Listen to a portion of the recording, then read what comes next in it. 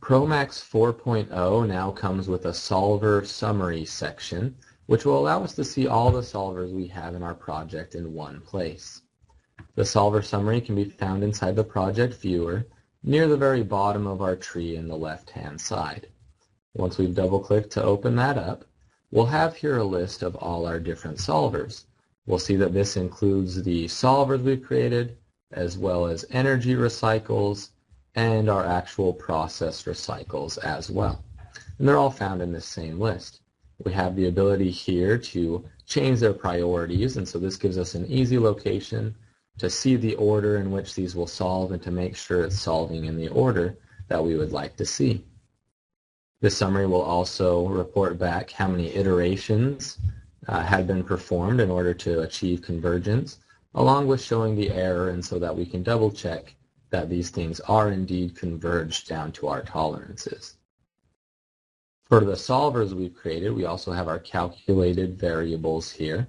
And so this is where we would have initially put a guess, and we could come in here and type in a new number. If we needed to reset our solver with a new guess, you could type those all in here. And then our measured variables are also calculated here on the far right. So for example, we can see that for this solver, we're trying to get our reboiler fraction over design down to about 0%. And so this is what our solver summary looks like. There's a few buttons and things that go along with this that I'd like to show you as well. At the very bottom left corner is a clear button. Clicking this button will now just empty out the solver summary.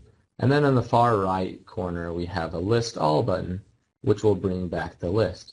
This can also be used like an update button if you've created any new solvers since the last time you looked at this list. Also, if you are trying to get into the actual solver window in the project viewer, you can right-click on the name of whatever solver you're interested in, and you'll see a Select Project Viewer item and Pop-up Project Viewer item selection. If we choose this first one, the Select Project Viewer item, you'll see when I select that here in the tree on the left, it's taken me directly to that calculator, that solver. If I was to right-click and choose Pop-up Project Viewer item, this will open up a new pop-up version of the project viewer that has now taken me inside of the solver. I can make whatever changes I need, exit out of there, and return to my summary page. Other features we'll see here.